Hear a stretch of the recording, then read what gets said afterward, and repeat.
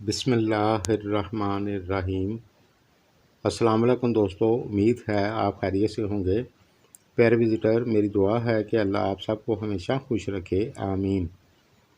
प्यारे विज़िटर, आज हम बात करेंगे बुर्ज अकरब स्कॉर्पियो की। आपके लिए अप्रैल का महीना कैसा रहेगा, आपके बिज़नेस और जॉब के लिए कैसा रहेगा, शादीशुदा लाइफ और तालीम के लिए कैसा रहेगा। और जिन दोस्तों ने पहले मेरे चैनल को सब्सक्राइब नहीं किया तो कर लें, बेल आइकन और ऑल पर प्रेस ज़रूर करें। ये सब कुछ फ्री है, शुक्रिया। तो सबसे पहले हम बात करेंगे बिज़नेस व्यापार की। प्यारे दोस्तों, इस महीने में बहुत सारे बदलाव होंगे। 8 अप्रैल को मार्स एक्वेरियस में जाएगा, 12 अप्रैल को राहु एरिस में जाएगा, 13 अप्रैल को जुपिटर पाइसिस में होगा, 14 अप्रैल को सन एरिस में होगा, 29 अप्रैल को सैटर्न एक्वेरियस में होगा। इतने सारे बदलाव इस महीने में होंगे। और जो लोग प्रॉपर्टी की ख़रीदो फरोख्त करते हैं या फिर किसी और जगह इन्वेस्टमेंट करना चाहते हैं तो आप इस महीने की 15 तारीख के बाद कर सकते हैं। आपके लिए अच्छा रहेगा इंशाल्लाह। लेकिन आप किसी जगह भी पैसा इन्वेस्ट करने से पहले अच्छी तरह सोच समझ कर करें तो आपके लिए अच्छा होगा। पहले जो आपको परेशानी चल रही थी, इस दौरान वो ख़त्म हो जाएगी। यानी 12 अप्रैल के बाद जो रुकावटें थीं वो ख़त्म होना शुरू हो जाएंगी। आप सबको बेहतरी देखने को मिलेगी। बस आपको फोकस बनाकर चलने की ज़रूरत होगी।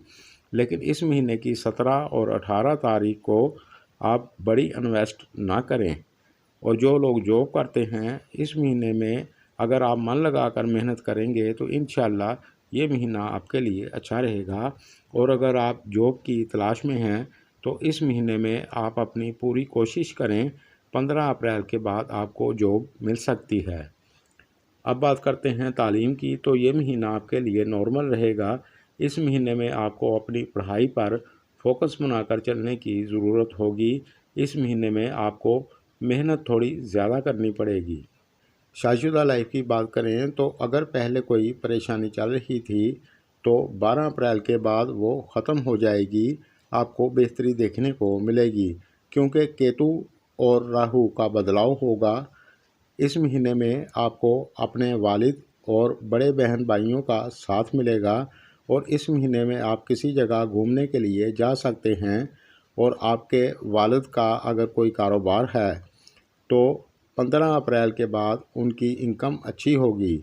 और जिनकी औलाद है तो 13 अप्रैल के बाद आपके बच्चों के लिए भी ये महीना अच्छा रहेगा। और जो लोग औलाद की ख्वाहिश रखते हैं तो 13 अप्रैल के बाद से आपको खुशखबरी मिल सकती है। लेकिन इस महीने में आप अपनी बोली को मीठा रखें। रिलेशन की बात करें तो 13 अप्रैल के बाद आपको बेहतरी देखने को मिलेगी।